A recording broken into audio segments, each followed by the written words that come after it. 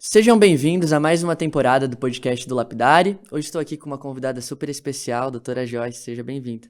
Muito obrigada, Pedro. Um prazer estar aqui, conversar Prazer é meu. pouquinho, contar um pouquinho dessa trajetória, dessa história.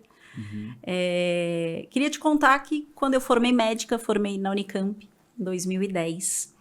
E o destino é bem estranho, né? Eu formei e falei, nossa, agora eu vou trabalhar, vou render, vou fazer muita coisa. E um mês depois que eu formei, meu avô teve diagnóstico de Alzheimer. Eu sou a única médica da família e eu falei, putz, preciso trazer meu avô pra perto, preciso cuidar. Minha mãe, coitada, não vai conseguir cuidar, ela trabalha. Isso quando você se formou em medicina? Quando eu acabei de me formar, já tive... Caramba. Aí fiquei sabendo do diagnóstico, trouxe meu avô pra perto. Só que, como eu te falei, tinha acabado de me formar, eu precisava trabalhar. Sim. Falei, bom, tive uma ideia, vou levar meu avô para uma casa de repouso, mas não qualquer casa, vou procurar uma boa, né? Claro. Fui procurar em Campinas e região, e juro para você que eu acho que a palavra que mais vem à cabeça quando eu lembro é desespero. Eu fui olhar o que tinha e era assim, muito ruim. Não tinha processo, não tinha protocolo, os idosos ficavam lá, lugares escuros, assim. Consegui entender por que do preconceito de asilo. Sabe, quando você pensa Sim. em asilo, Sim. só vem coisa ruim na cabeça. E era realmente o que eu via lá em 2014. Falei, não, vou fazer um lugar diferente. Fazer um lugar que meu avô se sinta em casa. Realmente, ele gostava de fazer a horta dele, ele gostava de ler o jornal de manhã. E aí eu fui montando, estudei muito o que tinha na Europa, trouxe para o Brasil muita coisa do que tem na Europa, mas para a nossa cultura, que é muito diferente de lá. Montei uma casa pequena, 14 leitos para dar o start. E do mesmo jeito que meu avô precisava de cuidados, muito idoso precisava de cuidado, tinha muita família na mesma situação, inaugurei a casa, em uma semana a casa estava cheia. Falei, opa, olha que legal, como Caramba. médica, né, eu falei, poxa, eu acho que isso é um negócio, Sim. isso é uma empresa. E vários amigos médicos que estavam acompanhando comigo no plantão falaram, Joyce, quero levar, ó, que casa de repouso, tem um cineminha dentro, tem um espaço para fisioterapia, eu quero levar isso para minha cidade. Ah, legal, fazer, sei lá, uma consultoria, né? Sim. A gente médico não aprende essa parte de gestão na faculdade. Fazer uma consultoria, acho. Conversei com meu marido, que é economista. Ele falou, Jó, mas vai levar para onde? Ah, um é de Dourados, o outro é de Belém do Pará e o outro é do Sul. Ele, eu acho que isso é franquia. Falei, nossa, mas franquia de casa de repouso nunca ninguém fez. Acho que isso não dá certo. Vou conversar com uma empresa. Fui atrás de uma empresa, a maior, assim, do Brasil para franquia, e ela repetiu isso que estava na minha cabeça. Isso não vai dar certo. Nunca ninguém fez. Mas acho que a gente nasce um pouco perrenguente, eu falo. Sim. Porque eu percebi que eu conseguia. Eu fiz o processo todo, eu organizei todo o material. Eu falei, gente, isso é replicável, eu consigo replicar isso. E a gente começou a fazer. Mas nesse momento, assim, você ficou meio frustrada? Você ficou... Como é que você se Eu sentiu? fui desafiada. Na verdade, eu me senti desafiada, porque por feeling eu sabia que existia muito idoso e muito idoso precisando de cuidados. E quando você faz um negócio e você olha o bastidor, você entende que aquilo consegue ser replicado. Então, eu gosto muito de ser desafiada e foi aí que eu foquei e falei, não, vou atrás de outra empresa, então. Não é possível. Eu preciso que alguém faça todos os testes de franqueabilidade para eu realmente entender se isso consegue ser franqueável. E a gente foi para outra empresa e a gente fez todos os testes e sim, era franqueável. E a gente começou a expandir. Falo que o auge seriam chegar em 10 unidades, que dariam ali uns 200 leitos, mais ou menos. E a gente chegou hoje, nós já estamos em 150 unidades com 2.500 leitos no Brasil. Caramba. Funcionando full, super legal. Acho que cresceu um pouquinho, Pedro. Cresceu, com certeza. E mudou assim, mudou muito a sua visão de quando você tinha se formado, que você tinha assim, uma visão Porque foi uma coisa que acabou acontecendo, né? Que foi que a sua avó adoeceu e tudo mais, né? Mas qual era a visão que você tinha antes disso, assim? Quem que você queria se tornar? Você tinha alguma coisa assim? Nossa, eu saí da faculdade falando, nossa, agora eu vou fazer residência de clínica. O meu foco principal é ter um consultório muito bonito, em um lugar legal e, paralelo a isso, trabalhar em um hospital muito bom. Tá. Então, a gente sai muito da faculdade de medicina querendo isso. A gente não é apresentado dentro da faculdade de medicina a gestão, a gente não é apresentado a marketing, a gente não tem essa ideia do bastidor. Eu falo que a gente sai da faculdade de medicina dentro de uma caixinha. Sim. E é uma caixinha de cuidados. Então, a gente é treinado para cuidar das pessoas.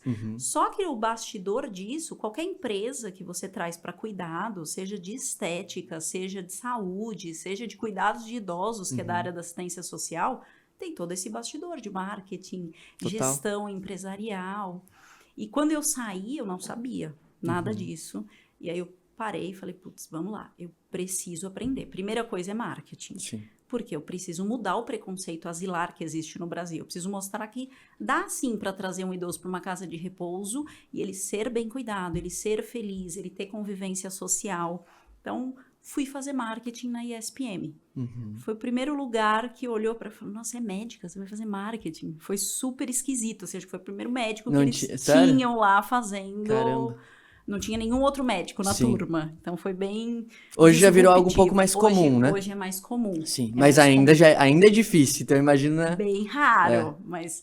E eu acho que os médicos hoje conseguem entender que marketing é super necessário. Total. Isso é o que você se vende, né? Então, sim. você precisa realmente focar nisso. Aí percebi que marketing só o marketing eu precisava de mais. Aí fui fazer técnica em administração. Aí comecei a entender um pouquinho de número, que médico não sabe muito bem. Sim. Aí consegui especializar nisso. Paralelo a isso, eu fui montando a empresa. Vendi franquia, montei a implantação, o departamento de implantação. Comecei a inaugurar as franquias, montei o departamento de operações. As coisas foram surgindo de acordo com a necessidade. E eu fui treinando e fazendo vários cursos de acordo com a necessidade. Quando a empresa tomou um tamanho maior, que aí começaram a vir fundos de investimento, eu falei, opa, eu acho que eu preciso fazer empreendedorismo. Aí fui para Portugal para entender um pouquinho de M&A, de empreendedorismo de bastidor. Caramba. Que Uma trajetória. loucura. Não, mudou completamente, assim, né? É Mudei. engraçado como as coisas acontecem na nossa vida e vai mudando completamente o rumo. Porque você se formou para ser médica, né? Que é uma coisa, e você se tornou uma super empresária, né? E assim, quais são seus objetivos atualmente? Como é que você enxerga o futuro? O que que você ainda quer construir? Qual que é a sua visão, assim, para o futuro? Olha, a gente já cresceu bastante. E voltando, assim, à parte médica, eu gosto muito hoje do ponto que eu tô, porque eu não deixei de ser médica. Eu ainda continuo atendendo nas unidades próprias, os idosos, mas no bastidor eu consigo crescer esse atendimento e esse cuidado para vários lugares do Brasil. Então, se eu fosse a Joyce ali, quietinha, dentro de um consultório, eu ia conseguir atender os meus 200 pacientes ali, ter aqueles 200, né, hóspedes, pacientes ativos. Com o empreendedorismo, eu consegui crescer esses braços. Então, hoje moram conosco 2.500 idosos, coisa que eu nunca conseguiria atender sozinha. E o foco é aumentar isso cada vez mais. A gente tem um trabalho de humanização muito grande, então todo idoso no Brasil precisa ser bem cuidado. Acho que esse é o foco. E tendo essa abertura, eu consigo levar isso para outros médicos. E outros médicos têm esse propósito de cuidar. A gente nasce com esse propósito, né? Por isso que a gente vai para a medicina. Sim. Então, a gente consegue ter essa ramificação. E eu falo que quanto mais a gente puder crescer e levar essa qualidade do serviço, melhor. Acho que esse é o foco. O pessoal pergunta, Legal. mas e números, Joyce? Eu acho que é Consequência, talvez. consequência, exato. É isso. E qual dica você daria hoje para um médico que talvez se encontre numa situação igual você estava lá atrás, assim, que ele tem esse caminho mais tradicional que ele pode seguir, que assim, provavelmente vai dar certo. Se ele fazer o método, o processo, né, vai dar certo. E tem esse outro caminho que às vezes é mais desafiador no sentido de você não sabe, é mais incerto, né? Talvez seja um caminho mais desconhecido. Acho que o principal foco é sai da caixa. Olha para fora, olha ao redor, entende as dores que as pessoas têm. E para você empreender, para você fazer qualquer coisa diferente, você não precisa fazer um CNPJ e ser disruptivo. Não, você pode empreender dentro do teu próprio consultório, dentro das suas possibilidades. E estuda. Estuda além da medicina. O médico, ele estuda muito. O médico, ele é inteligente. Mas não adianta ser só inteligente. O médico tem que ser interessante. O médico precisa abrir realmente, sair fora da caixa e estudar outras coisas. Estudar marketing, estudar gestão, estudar teologia, vai fazer gastronomia.